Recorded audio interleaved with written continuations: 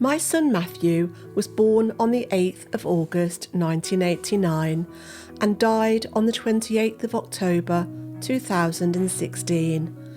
He was just 27 years old. I'm releasing this podcast episode on what would have been his birthday as a way of honouring his life and remembering the remarkable young man he was. Now, as I've reflected on Matthew and the memories we shared, I found myself returning to a poem that has touched the hearts of millions of people around the world. It's called The Dash, written by Linda Ellis. You may already know it. The poem centres on the tiny dash that sits between two dates marking a person's life. For Matthew, those dates are 1989 till 2016. Just one small line separating the day he was born from the day he died. But that tiny dash represents an entire lifetime. It holds every smile, every laugh, every challenge he overcame, every friendship he treasured, every dream he chased, every act of kindness he showed, every person he loved, and everyone who loved him in return. Today, I'd like to take a moment to reflect on what that little dash really means. Hello and welcome to this episode of A Gift for Grief. Now, I was introduced to a poem written by Linda Ellis called The Dash from one of my podcast guests a couple of years ago. This poem has become very popular at funerals, memorial services, and celebrations of life. This poem reflects on the dash between the dates we add to a gravestone or memorial. It suggests that while the dates mark the beginning and end of a person's life, it is the dash that represents everything that truly mattered. How they lived, loved, treated others, and the legacy they left behind. When someone we love dies, it's easy to become consumed by dates. The date they were born, the date they died, the anniversaries that return every year, whether we're ready for them or not. But those dates don't tell the story. The story is in the dash. The laughter, the adventures, the kindness, the mistakes, the hugs, the tears, the dreams, the conversations, the personal relationship you had with that person. The ordinary Tuesday afternoons that seemed so insignificant at the time, but later become priceless memories. That's the dash. Matthew's dash lasted just 27 years. Of course, I wish it could have been so much longer, but I'm deeply grateful for every one of those years we shared. I know there are parents whose babies are stillborn and never get a chance to know their children, and others whose children die at an even younger age than Matthew.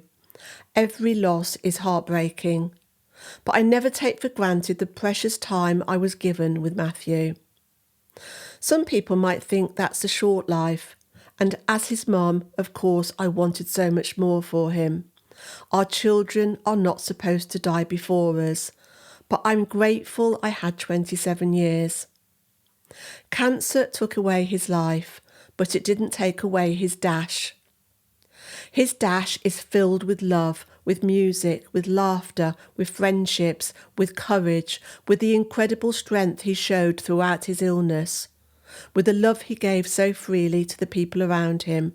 That's what remains, and perhaps that's what grief teaches us. It teaches us that life isn't measured by its length, it's measured by its depth. I've spoken to so many guests on this podcast who have experienced unimaginable loss. Every one of them has shared stories, not just of death, but of life, because that's what we cling to, the dash. The memories they leave behind are the gifts we get to keep forever. If you're listening today because you're grieving someone you love, perhaps take a moment to think about their dash. What made them laugh? What did they love? What little habits still make you smile? What lessons did they leave you? How have they shaped the person you are today? Because as long as we tell their stories, as long as we speak their name, as long as we carry their love forward, their dash continues to ripple through the lives of others. Matthew's story didn't end in October 2016. His love continues in the conversations I have, in this podcast, in the people I've met because of him, and in every bereaved parent who tells me they feel less alone.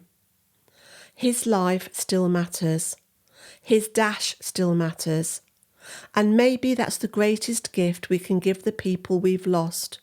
Not simply remembering the day they died, but celebrating the way they lived. With kind permission from the copyright holder, I'd now like to share The Dash by Linda Ellis. I read of a man who stood to speak at the funeral of a friend. He referred to the dates on the tombstone from the beginning to the end. He noted that first came the date of birth and spoke the following dates with tears. But he said what mattered most of all was the dash between those years. For that dash represents all the time that they spent alive on earth. And now only those who loved them know what that little line is worth. For it matters not how much we own, the cars, the house, the cash. What matters is how we live and love and how we spend our dash. So think about this long and hard. Are there things you'd like to change? For you never know how much time is left that can still be rearranged. If we could just slow down enough to consider what's true and real, and always try to understand the way other people feel, and be less quick to anger, and show appreciation more, and love the people in our lives like we've never loved before.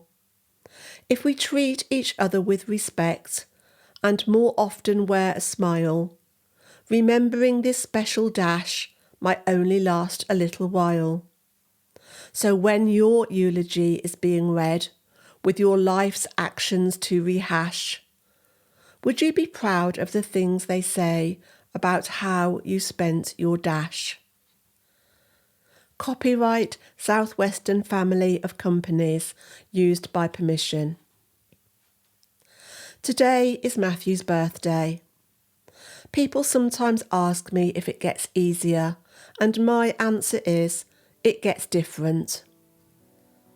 The love never leaves, and neither does the grief, and I wouldn't want it to, because grief changes and becomes simply another word for love.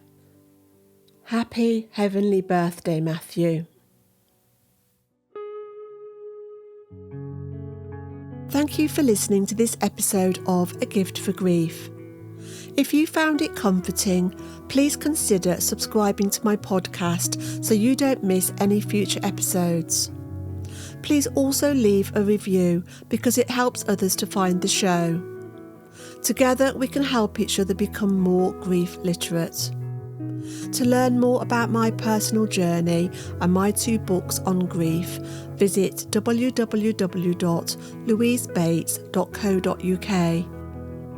The music on this podcast was written and recorded by my son Matthew Bates and can be found on his 2 albums, Fight Back and Kaleidoscope. And finally, if you're struggling with grief or concerned about your mental health, please reach out to your doctor. You don't have to go through this alone. Until next time, be gentle with yourself and thank you for listening.